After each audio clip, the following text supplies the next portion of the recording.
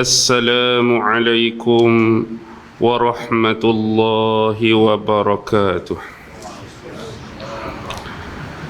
الحمد لله الحمد لله الحمد لله الحمد لله رب العالمين، وبه نستعين على أمور الدنيا والدين، والصلاة والسلام على أشرف الأنبياء والمرسلين وعلى آله وصحبه أجمعين. سبحانك لا علم لنا إلا ما علمتنا إنك أنت العليم الحكيم. قال رب اشرح لي صدري ويسر لي أمري واحلل عقدة من لساني يفقه قولي. اللهم يسر ولا تعسر. اللهم صل على سيدنا محمد وعلى آله وصحبه وسلم، ولا حول ولا قوة إلا بالله العلي العظيم. أما بعد. Alhamdulillah, syukur kehadrat Allah Subhanahu wa ta'ala kerana dengan limpah kurnia, rahmat, kasih sayang dan inayah daripada Allah Subhanahu wa ta'ala, alhamdulillah, pada malam ini sekali lagi sama-sama kita dapat dipertemukan oleh Allah Subhanahu wa ta'ala. Dan mudah-mudahan pertemuan ini sedikit sebanyak dapat meningkatkan ilmu dan pengetahuan kita berkaitan dengan ayat-ayat Allah, insya-Allah. Tuan-tuan, puan-puan, hadirin hadirat, muslimin muslimat yang dirahmati sekalian, marilah sama-sama kita membaca, menghayati dan mentadabbur dua potong ayat yang difirmankan oleh Allah Subhanahu wa ta'ala di dalam surah An-Naml, merujuk ayat 23 dan ayat 24, yang mana Allah Subhanahu wa ta'ala berfirman, A'udzu billahi minasyaitonir rajim. Inni wajadtu imra'atan tamlikuhum wa utiyat min kulli syai'in wa laha 'arsyun 'azim. Wajadtuha wa qaumaha yasjuduna lisyamsi min dunillah wa zayyana lahumus syaitanu a'malahum fasaddahum 'anis sabili fahum la yahtadun. Surah An-Naml ayat 23 dan ayat 24.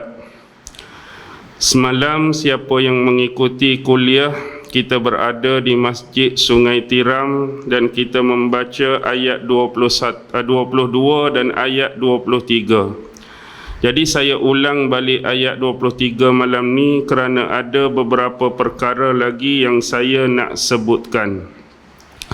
Baik, tentang ayat inni wajadtu imra'atan tamlikuhum, sesungguhnya aku mendapati seorang wanita yang memerintah mereka, iaitu yang memerintah kerajaan Sabak. Jadi semalam sedikit sebanyak kita dah mengulas siapakah wanita yang dimaksudkan ataupun dirujuk di dalam ayat ini. Ada beberapa pandangan-pandangan daripada ulama yang kita ketengahkan di dalam pertemuan semalam. Jadi secara ringkas saya ulang balik sedikit sebanyak apa yang dah kita pelajari sebelum ini. Yang dirujuk ataupun dimaksudkan dengan kalimah imra'atan, iaitu wanita yang menjadi pemerintah kerajaan Sabak di Yaman ni. Yang pertama yang kita sebut semalam adalah pandangan daripada Hasan Al-Basri, yang mana Hasan Al-Basri mengatakan wanita tersebut adalah Bilqis binti Syarahil. Bilqis binti Syarahil yang memerintah dan menguasai negeri Sabak. Itu yang pertama. Pandangan yang kedua ialah daripada Qatadah. Qatadah menyebut ibu kepada Bilqis ni adalah jin. Ibu kepada Bilqis adalah jin. Kerana apa? Kerana tumit ataupun belakang tapak kaki kepada Bilqis itu sama seperti hafirid dabbah. Muakhkhar qadamaiha misla hafirid dabbah. Tumit kaki Bilqis tu sama seperti teracak ataupun tapak kuda. Yang itulah dinisbahkan mengapa Bilqis ini ibunya adalah jin. Itu pandangan daripada Qatadah. Manakala pandangan yang ketiga datang daripada Zuhair bin Muhammad. Zuhair bin Muhammad menyebut dia adalah Bilqis binti Syarahil bin Malik bin Ar-Rayyan. Panjang sikit sampai moyang dia. Bilqis binti Syarahil bin Malik bin Ar-Rayyan. Yang mana ibu Bilqis ini adalah dari golongan jin, yang mana ibunya bernama Fari'ah. Kita sebut semalam, salah satu nama ialah Fari'ah, nama mak Bilqis tu. Manakala pandangan yang keempat ialah daripada Ibnu Jurash. Ibnu Jurash berbeza dengan sebelum ni. Dia juga merujuk wanita yang dimaksudkan di dalam ayat ini ialah Bilqis, tapi bapa Bilqis tu bukan Syarahil, tetapi di sini adalah Bilqis binti Zusyarhin. Bilqis binti Zusyarhin, dan ibunya adalah golongan jin, yang mana nama ibu kepada Bilqis ialah Yaltaqat. Jadi ada satu pandangan tadi, mak dia yang jin ni nama Fari'ah. Ibnu Jurash kata mak dia yang jin ni nama Yaltaqat. Tetapi bila kita membahaskan apa pandangan yang disebutkan oleh ulama dalam tafsir Al-Qurtubi Al-Jami' li Ahkamil Quran, diceritakan bahawa bapa kepada Bilqis ini adalah seorang raja yang memerintah dan menguasai seluruh tanah Yaman, yang mana dia pernah memberitakan ataupun memberitahu kepada raja-raja tetangganya, iaitu jiran-jiran daripada pemerintahannya, bahawa mereka semua ni tak sekufu, tak sama level dengan apa yang dimiliki olehnya. Kerana salah seorang isterinya tu siapa?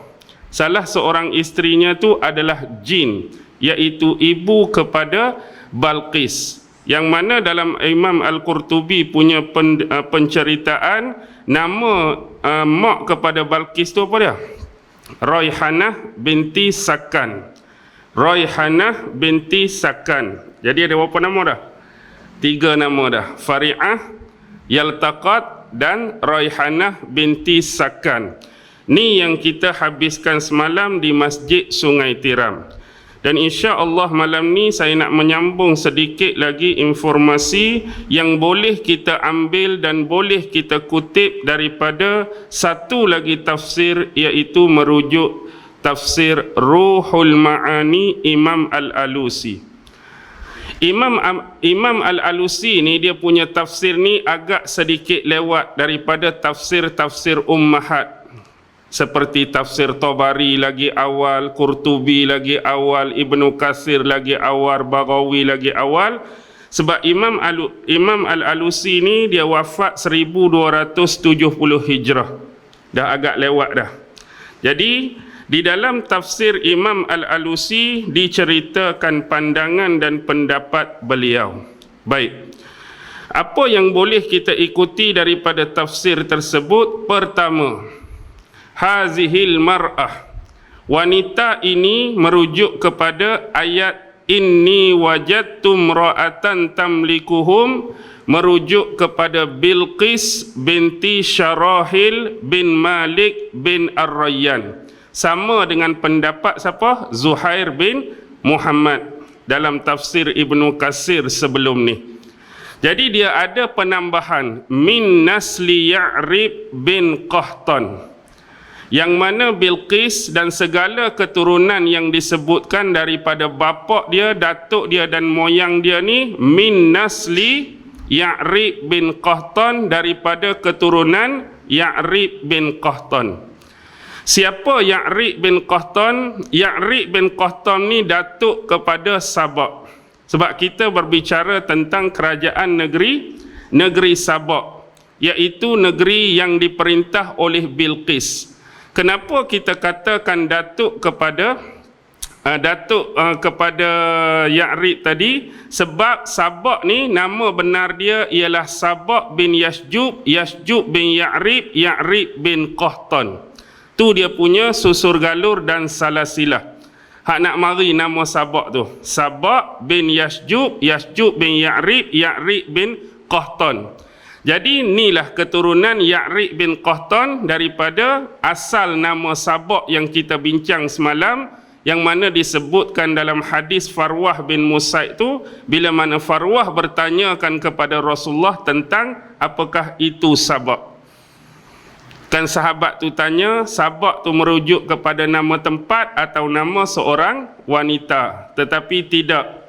Sebenarnya Rasulullah Sabak tu merujuk nama seorang lelaki yang melahirkan 10 orang anak, yang mana 6 daripada anaknya menempati bumi Yaman dan 4 daripada anaknya menempati bumi Syam. Kita sebut semalam.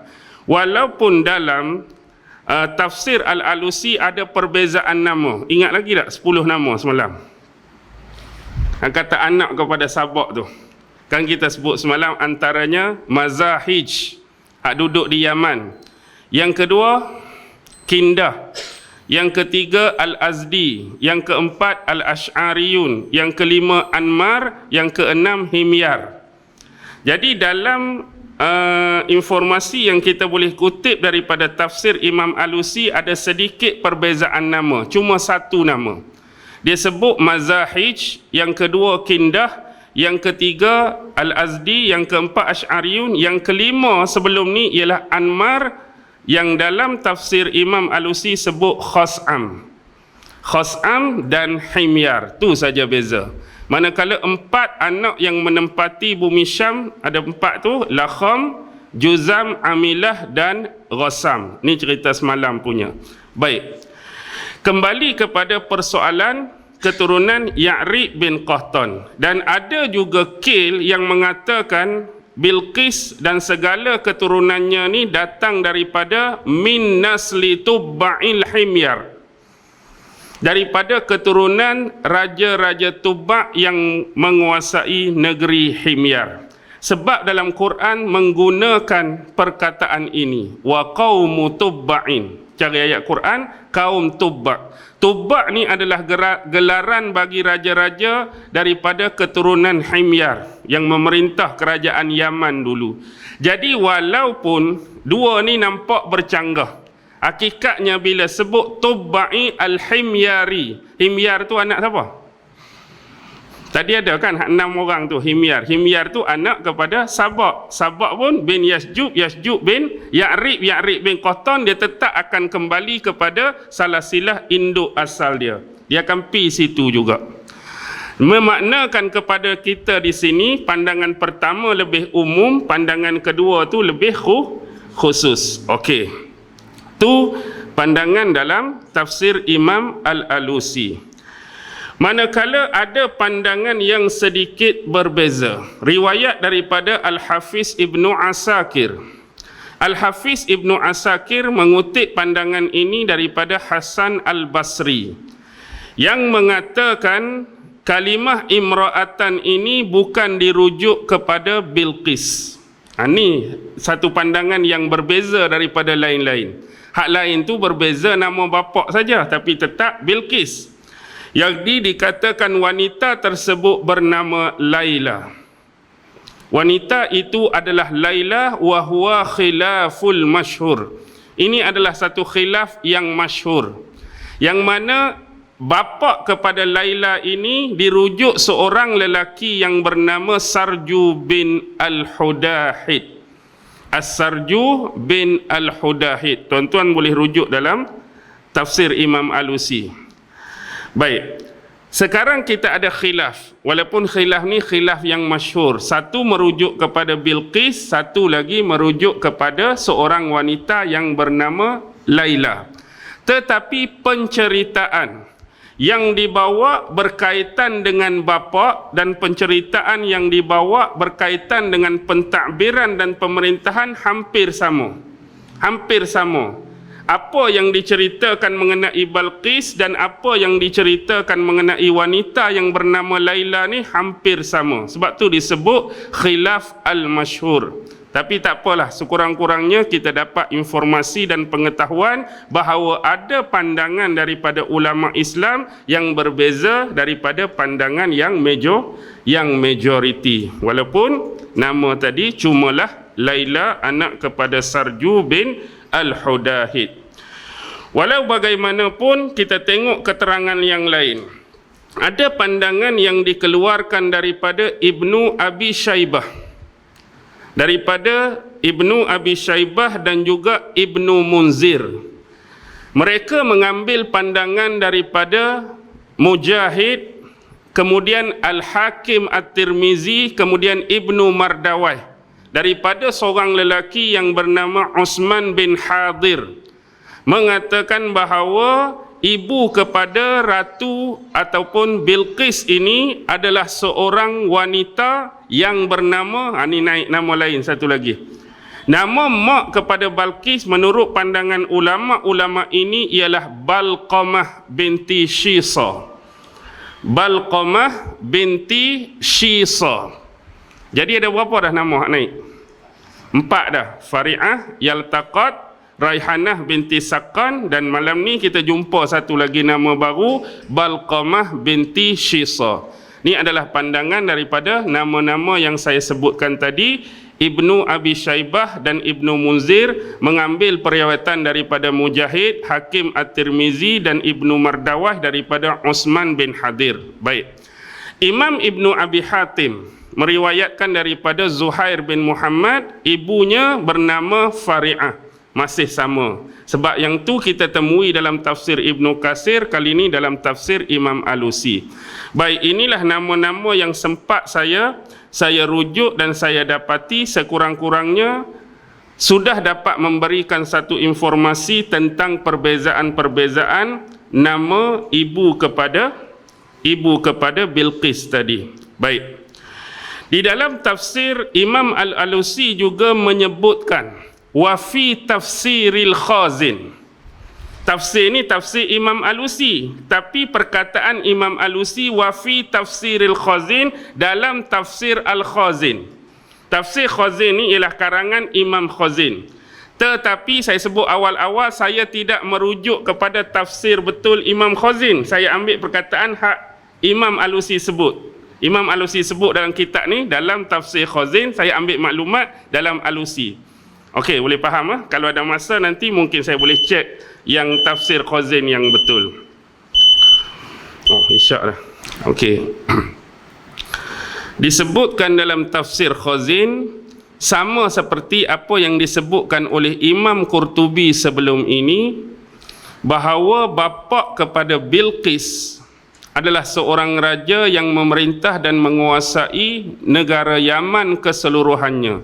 Dia mempunyai pemerintahan yang besar dan luas, dan dia pernah berkata, saya ulangi cerita sebelum ni, dia pernah berkata kepada jiran-jiran negara tetangganya bahawa mereka semua tidak sekufu, tidak sama taraf, tidak sama level dengan dia, kerana dia mempunyai seorang isteri daripada kalangan jin, iaitu ibu kepada Bilqis. Tetapi yang tidak didapati sebelum ini, yang boleh kita dapati dalam tafsir Imam Alusi, sebab-sebab mengapa bapa kepada Bilqis asal usul salasilah boleh kahwin dengan mak siapa? Mak Bilqis yang jin ni. Ni kita nak tahu cerita. Bila nak tahu cerita biasalah kan, nanti saya ulaslah belakang tu. Baik, ada 2 riwayat.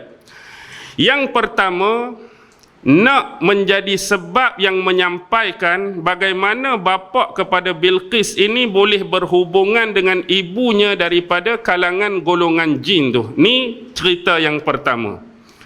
Cerita yang pertama dikatakan bahawa bapa kepada Bilqis ni adalah seorang lelaki yang minat dan suka berburu. Bapa dia tu jenis minat, suka berburu.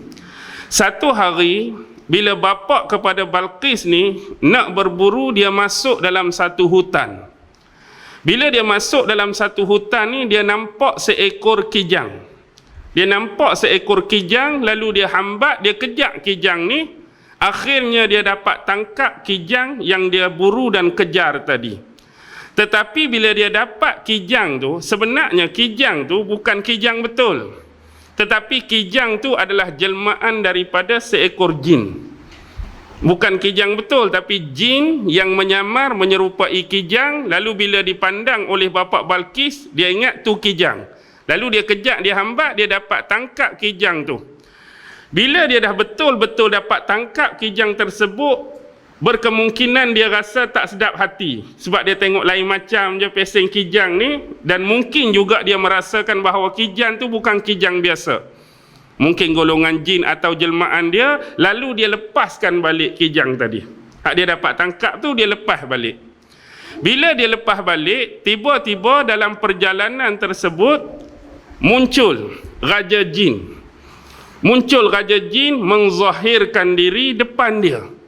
Jadi Raja Jin tu muncul semata-mata nak mengucapkan terima kasih kepada bapa Bilqis, kerana sebenarnya kijang yang dia tangkap tu betul-betul jemaah jin tu anak buah dia. Jadi nak ucap terima kasih sebab kamu tangkap, kamu lepas balik, kamu tak mengapa-ngapakan dia. Jadi ucap terima kasih. Atas dasar pertemuan tersebut, cerita ni sebut tak lama kemudian mereka berdua ni jadi sahabat baik. Bapa Bilqis dengan Raja Jin tu. Ada satu masa bila dah kita bersahabat ni, hang tanya pasal aku tanya pasal hang, dapat tahu yang kawan tu ada anak perempuan nama sebagaimana Mak Bilqis tu lah, ikutlah nama empat tadi ke ataupun bukan nama empat tadi ke, maksudnya merujuk pada Mak Bilqis, aku ada anak perempuan. Lalu bapa Bilqis meminang Mak Bilqis. Jadi diperkenankan oleh Raja Jin, maka kahwinlah mereka berdua. Bila kahwin, dapatlah anak Ratu Bilqis tu. Tu satu cerita. Cerita yang pertama. Manakala cerita yang kedua agak sedikit panjang, tapi saya cerita jugalah nak bagi faham. Sama juga macam cerita yang pertama, disebutkan bapa Bilqis ni seorang lelaki kasirus siyad, suka berburu. Suka berburu. Jadi satu hari bila dia masuk dalam hutan, ni berbeza hak tadi kijang. Apa yang dia nampak? Fara'a. Dia melihat apa? Hayyatani yaktatilani. Dia nampak dua ekor ular saling berbunuhan antara satu dengan yang lain. Ada dua ekor ular duk bergaduh, duk bergelimpangan dua orang ni. Satu ular tu warna hitam, satu ular tu warna putih. Jadi masuk dalam hutan, nampak ular duk bergaduh sama dia, sekok warna hitam, sekok warna putih. Jadi bila dia duduk pandang-pandang tu, akhirnya hak hitam tu berjaya menewaskan ular yang warna putih. Jadi menyebabkan ular tu kira lemah, teruklah kena dekat hak hitam tu. Jadi untuk meredakan keadaan tersebut, bapa Bilqis ni dia pi pukul, dia pi bunuh ular hitam tu. Kira dalam pergaduhan tu hak hitam menang, hak teruknya hak putih. Tapi bapa Bilqis pi pukul, pi sampai mati yang hak hitam tadi. Maka matilah ular hitam. Jadi dia kesian tengok ular putih ni, dia ambil bersama dia ular putih ni pi satu tempat. Kemudian kalau ular ni, kalau nisbah orang tu macam pensang lah, teruk dah kena belasah tu, maka dia ambil air, dia simbah, dia jiruh dekat ular putih tadi, hak teruk tadi. Akhirnya ular putih tu tersedar. Bila tersedar, nampak okey dah, dia lepaskan ular tu balik. Maksudnya lepaslah, pilah hang. Jadi selamat dah. Jadi selepas peristiwa tersebut, dia pun balik rumah dia. Bila balik rumah dia, dia masuk dalam bilik dia dan dia bersendirian dalam bilik tu. Dia duduk sorang-sorang dalam bilik dia, tiba-tiba muncul seorang lelaki yang tampan. Seorang lelaki yang segak. Lalu bila tengok tiba-tiba ada tu, kita ni raja kan, raja besar, memang bilik kita tak ada orang boleh masuk. Tiba-tiba mari seorang lelaki yang tampan segak ni, agak terkejut lah. Dan dia mula takut kepada lelaki ni. Jadi lelaki ni kata, kamu jangan takut pada aku. Kamu ni siapa? Sebenarnya akulah lelaki yang kamu selamatkan siang tadi. Aku adalah ular putih yang kamu selamatkan tu. Oh, kamu sebenarnya ular putih tu. Terima kasih kerana kamu telah menyelamatkan nyawa aku. Tak apalah. Jadi ular putih tu menawarkan harta pada bapa Balqis atas alasan tolong selamatkan nyawa dia. Jadi aku nak bagi harta pada kamu. Dia kata tak payah, tak perlu. Sebab aku ni seorang raja yang memerintah kerajaan yang luas. Jadi aku dah punya semua apa yang kamu tawarkan pada aku tu. Tak payahlah nak bagi harta. Tetapi sekiranya kamu ada anak perempuan, bolehlah nak kahwinkan dengan aku. Kalau kamu tak ada anak perempuan, bolehlah kahwinkan dengan aku. Jadi kawan tu bersetuju, lalu mengahwinkan anak perempuan dia dengan bapa Balqis. Jadi anak perempuan yang dikahwini oleh pemuda segak dan tampan tadi merujuk ibu kepada Balqis. Jadi lahirlah Balqis. Baik, ni dua kisah yang dibawa oleh Imam Al-Alusi, tapi dia sebut wafi tafsiril Khazin. Maksudnya benda tu diambil dalam tafsir Khazin. Walau bagaimanapun cerita-cerita macam ni, saya sebut awal-awal, kebanyakan ulama-ulama contemporary, ulama-ulama yang terkemudian dan terkebelakang menganggap kisah-kisah macam ni ma asbahal khurafat, lebih menjurus kepada cerita-cerita dongeng dan khurafat. Tapi pasal apa saya cerita kepada tuan-tuan dan puan-puan? Pertama, benda ni disebutkan dalam tafsir. Bila disebutkan dalam tafsir, bukan bermakna cerita ni semestinya benar. Bukan bermakna semestinya cerita ni betul. Cuma disebutkan benda ni dikhawatiri. Saya sebut ni, bila tuan-tuan pernah dengar cerita ni, bila di luar pada masjid ni, orang lain duk bercerita, orang lain duk bersembang, tahulah kita bahawa cerita ni pernah ada dalam tafsir, tapi bukan untuk dijadikan sebagai kepercayaan, bukan nak dijadikan sebagai hujah dan pegangan. Saya tak perlu ulang banyak kali, boleh faham dah apa yang saya sebut ni. Cerita ni sekadar cerita. Jadi cerita ni sebab asal muasal dia, Quran pun tak ada, hadis sahih pun tak ada, dia lebih berinteraksi dengan hikayat. Jadi diceritakan, diriwayatkan.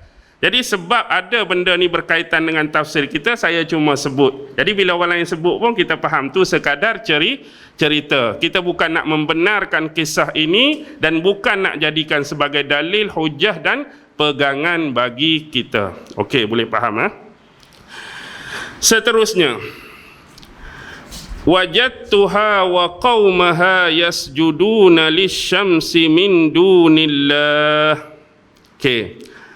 Dan aku dapati dia. Siapa habaq ni? Burung hudhud lah ni, duk cerita kat Nabi Sulaiman. Aku dapati dia tu merujuk pada siapa? Ratu Bilqis itulah. Dia wa qaumaha, dan juga kaumnya ni yasjuduna lisyamsi, sujud kepada matahari, min dunillah, selain daripada Allah. Dan kita bahas dalam ayat 23 berkenaan walaha arsyun azim, tentang satu pandangan ahli sejarah semalam kan, pandangan ahli tarikh yang menyebut Ratu Balqis ni, dia punya arash, dia punya singgah sana dia terletak di dalam istananya yang besar, istananya yang megah, istananya yang tinggi, yang mana di timur dan barat istana dia tu ada berapa? 360 jendela di sebelah timur dan 360 jendela di sebelah barat. Jadi setiap pagi bila matahari naik, matahari akan masuk menyinari di sebalik ataupun di celah 360 jendela tadi. Petang nak terbenam, dia akan masuk juga cahaya tu melalui 360 jendela ataupun tingkap. Jadi dalam dua condition dan keadaan inilah mereka menyembah matahari, di waktu pagi dan di waktu petang. Kalau untuk kaitkan dengan walaha arsyun azim bagi pandangan ahli tarikh dan ahli sejarah. Walau bagaimanapun, bila melihat kepada kenyataan ini, kita kembali kepada ayat 22. Ayat yang diungkapkan oleh burung hudhud, faqala ahattu bima lam tuhit bih. Maka berkatalah burung hudhud kepada Nabi Sulaiman, sesungguhnya aku telah mengetahui sesuatu yang engkau ataupun kamu belum mengetahuinya, wahai Sulaiman. Bukan saja kamu dan tentera kamu tak tahu apa yang aku tahu ni. Tapi Quran mari guna kalimah ahattu bima lam tuhit. Besarnya makna bagi kalimah ahattu. Sebab kita selalu sebut contoh Bahrul Muhit, lautan yang tidak bertepi. Kalau kita guna istilah balaghah, ilmunya seperti Bahrul Muhit, ilmunya seperti luasnya lautan yang tidak bertepi. Nak habaq orang tu punya ilmu hebat sungguh, orang tu punya ilmu banyak sungguh. Dan ada ayat Quran sebut bila Allah meliputi orang kafir, la muhitatun bil kafirin. Allah meliputi semua orang kafir. Nak habaqnya kuasa Allah mengatasi segala-galanya. Bila sebut ahattu di sini menunjukkan informasi yang ingin dibawa oleh burung hudhud tu bukan main-main. Bukan hanya pandang gitu-gitu. Bukan hanya tengok beberapa benda terus balik nak habaq dekat Nabi Sulaiman. Bermaksud bila Al-Quran menggunakan kalimah ahattu bima lam tuhit, dia perhati sungguh, dia cek sungguh, dia raung sungguh. Bila dia tiba di situ, dia perhati bagaimana keadaan di sini, bangunan-bangunannya, pemandangan-pemandangannya, ruang-ruang yang ada di dalamnya, jenis-jenis manusia di dalamnya, bagaimana raja mereka, bagaimana arash dia, bagaimana istana dia, bagaimana manusia yang menduduki di sini, pertanian mereka, semua dia perhati sungguh.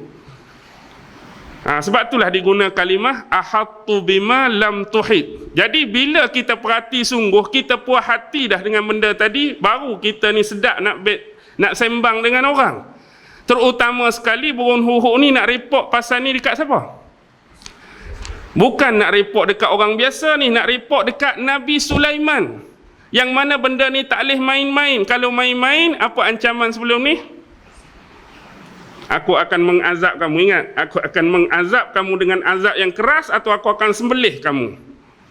Jadi kena betul-betul bagi tahu. Jadi inilah antara yang diperhatikan oleh burung hudhud. Aku mendapati dia, pemerintah mereka Bilqis dan kaumnya menyembah matahari selain daripada Allah. Ini benda penting. Kerana apa? Sebab melibatkan unsur kesyirikan. Sebab Nabi Sulaiman ajar kepada bawahan-bawahan dia, ajar kepada bawah pemerintahan dia supaya mentauhid dan mengesakan Allah. Tapi kaum ni berbeza ni. Dahlah pemerintah depa perempuan, pemerintah depa betina kan. Kemudian sembah pula matahari dia dengan kaum dia. Baik. Bab menyembah matahari ini kita boleh ikuti juga dalam tafsir Imam Alusi. Dia ambil perkataan Imam Hasan Al-Basri sebut kanu majusan ya'budunal anwar. Imam Hasan Basri kata mereka kanu majusan, iaitu merujuk kepada majusi ya'budunal anwar, yakni menyembah cahaya, merujuk kepada matahari. Dan ada kil menyebut kanu zanadiqah, iaitu golongan-golongan zindiq. Walau bagaimanapun, apa yang diberitakan dalam ayat ini adalah berkaitan dengan unsur kesyirikan kepada Allah, menyembah sesuatu selain daripada Allah. Wa zayyana lahumus syaitanu a'malahum, dan para syaitan telah menjadikan mereka memandang indah. Syaitan-syaitan ni buat mereka, jadikan mereka memandang indah, memandang betul, memandang bagus akan segala amalan-amalan dan perbuatan-perbuatan mereka. Fasaddahum anis sabil, dan menghalangi mereka daripada mengikuti jalan yang sebenar, iaitu jalan Allah dan Rasulnya.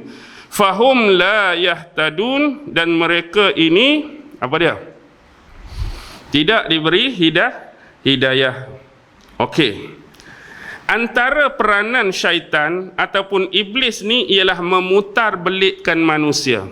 Sebab ada satu kitab nama Talbis Iblis, karangan Imam Ibnul Qayyim kan. Jadi maksud talbis ni belitan iblis. Dalam kitab tu macam-macam lah cara iblis nak beli ulama lagu mana, nak beli orang fiqh lagu mana, nak beli orang miskin lagu mana, nak beli orang kaya lagu mana, nak beli jenis-jenis manusia. Tapi nak habaq di sini secara umum, inilah yang sentiasa berlaku sejak dulu sampai sekarang. Mana-mana kumpulan, mana-mana aliran, mana-mana puak, mana-mana golongan yang kita kata antara golongan-golongan yang tersesat daripada jalan yang sebenar. Maksudnya golongan yang tidak direstui oleh Allah dan Rasulnya, jalan yang lari daripada prinsip Al-Quran dan hadis ni, mana-mana zaman sekalipun, syaitan akan menjadikan mereka tu nampak bagus apa yang mereka buat. Walaupun benda tu salah, benda tu tak betul, benda tu tak benar, tapi mari orang habaq hang buat tu salah, hang buat tu sesat, hang buat tu tak kena, hang buat tu tak betul sama dengan Quran dengan sunnah nak. Tak. Hak kami buat ni bagus. Hak kami buat ni special. Hak kami buat ni walaupun pelik pada orang hak ni, hak sebenar ni, dia akan berkeras dengan alasan-alasannya. Sebab apa? Sebab syaitan dah menjadikan mereka memandang apa yang mereka buat tu betul. Apa yang mereka buat tu bagus. Sebagai contoh dalam kes ini. Dalam kes ini, kalau kira sembah matahari itu ialah unsur kesyirikan. Sebab dah mempersekutukan Allah. Sebab dah memperduakan Allah. Tapi bagi mereka benda tu bagus ke tak bagus? Kalau benda tu tak bagus, mereka akan buat tak? Kalau benda tu tak bagus pada pandangan mereka, nak sembah tak matahari? Kalau benda tu bagi mereka tak bagus, buat apa mereka sembah? Jadi bila mereka sembah, iblis dan syaitan dah menampakkan bagi mereka tu satu benda yang baik, tu satu benda yang betul, dan menyebabkan mereka berterusan dalam keadaan demikian. Syaitan menghalangi dan menjauhkan mereka dari jalan Allah, dan mereka sedikit pun tidak diberi hidayah. Ni yang syaitan nak. Manusia tu lari daripada jalan Allah dan jauh daripada hidayah Allah. Cara nak menjauhkan daripada hidayah Allah, cara nak menjauhkan daripada jalan Allah, salah satunya benda tadi. Sebab itulah banyaknya dalam dunia ni kumpulan-kumpulan atau aliran yang tak berkehabisan dan tak berkesudahan. Bukan kata makin kecil golongan ni, tapi makin banyak, tuan-tuan. Sepatutnya kita kata ada 10 golongan. 1 hak betul, 9 hak salah. Yang patut kita buat, hak 9 hak salah tu jumlah dia makin kecil, makin diberi kesedaran, makin diberi peringatan, makin diperbetulkan. Hak dulu kita ada berapa? Kita ada 10, 9 hak salah. Lah ni alhamdulillah tinggal 6 dah. Tapi adakah itu yang berlaku setiap hari? Hak 10 tu jadi 20. Hak 20 jadi 30. Pasal apa jadi lagu ni? Sebab masing-masing duk berasa dialah yang paling betul, dialah yang paling benar, dan apa yang dia buat tu betul. Apa yang dia buat tu benar. Bila kita tengok dari sudut kelojikan pun, selalu kita kaitkan dengan isu agama.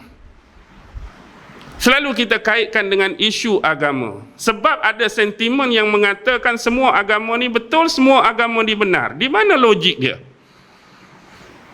Di mana logik tuan-tuan nak mengatakan setiap agama yang ada ni semua betul, semua benar?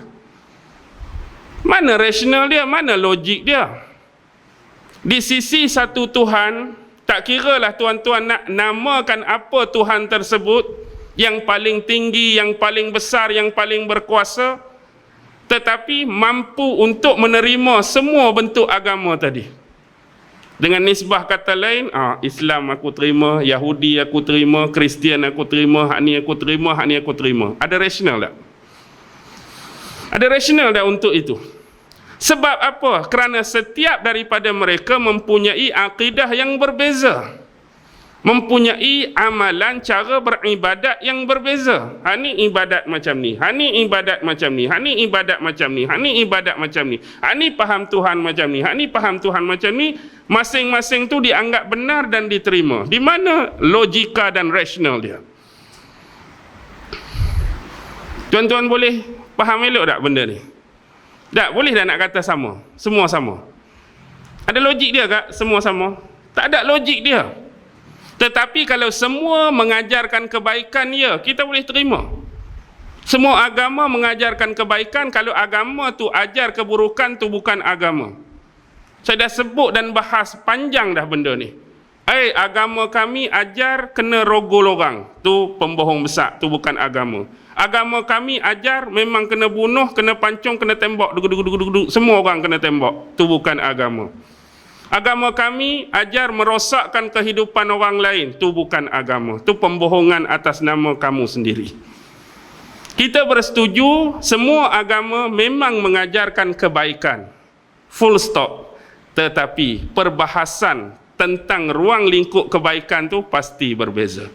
Apa penisbahan kebaikan dalam Islam? Islam kebaikan di sisi Islam tu what? Di sisi Kristian what? Di sisi Hindu what? Di sisi Buddha what? Kebaikan tu pasti berbeza. Yang kita anggap kebaikan macam mana, dia anggap kebaikan macam mana. Tetapi umum kalau kita nak sebut agama ajar benda baik, nak suruh penganut dia jadi baik, ya. Tapi sebab masih ada lagi ruang lingkup perbezaan ni, masih tidak sama.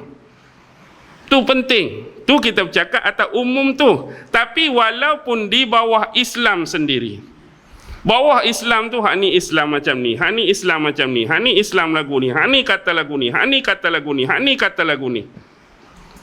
Bahkan lebih jauh, dah tersesat jauh dah. Cara fahaman, cara pemikiran, cara beramalan, cara beribadah. Kadang-kadang langsung tidak ada kesesuaian sebagaimana yang disebutkan dalam Quran, yang disebutkan dalam hadis.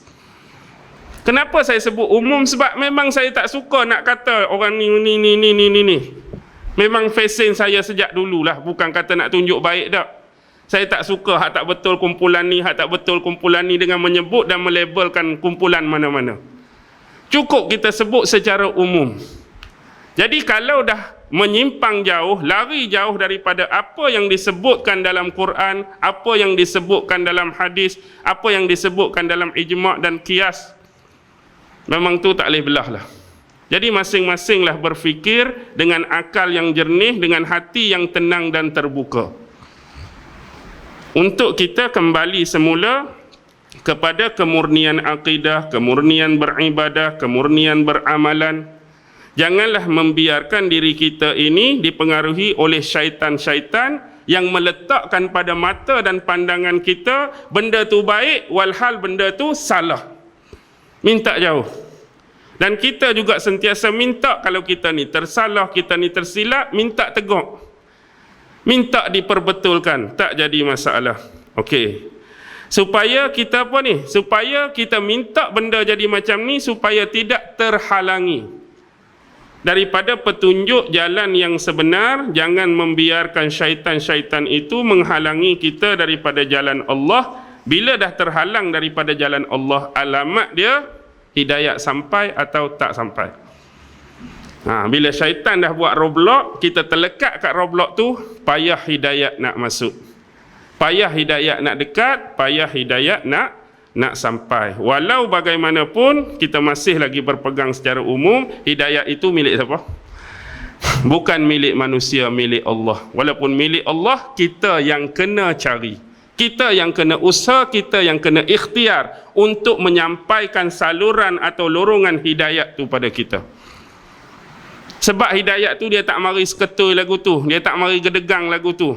Allah dah cerita dalam Quran, Nabi dah cerita dalam hadis, nak dapat hidayat ada jalan dia, ada lorongan dia, carilah jalan tu. Ayat Quran kata kalau kamu nak hidayat Allah, nak petunjuk hidayat Allah, buat macam ni. Nabi kata nak cari hidayat, nak cari petunjuk, buat macam ni. Buatlah apa yang disarankan oleh ayat Quran dan buat apa yang disarankan oleh hadis-hadis Nabi. InsyaAllah dengan usaha dan ikhtiar kita nak tu, Allah bantu kita menyampaikan hidayat tersebut. Boleh faham? Boleh faham berhenti ya? Letih dah ni. Kita akan sambung pula lain kali insyaAllah. Jadi mudah-mudahan sedikit sebanyak perbahasan malam ini dapat memberikan ataupun menambahkan pencerahan kita, menambahkan ilmu dan sedikit pengetahuan berkaitan dengan ayat yang kita baca dan tafsirkan. Yang lebihnya kita memohon kepada Allah semoga memperluaskan ilmu kita, meningkatkan amalan dan ibadah kita, serta memperelokkan akhlak dan budi bahasa kita. Mudah-mudahan sentiasa direstui dan dimakbulkan oleh Allah Subhanahu wa taala, insya-Allah. Akhir kalam, yang baik tetap datang daripada Allah, yang lemah, yang kurang, yang sering tersalah tersilap serba tak kena tu tak ada orang lain lah, diri saya sendiri. Wabillahi taufiq wal hidayah. Wassalamualaikum warahmatullahi taala wabarakatuh.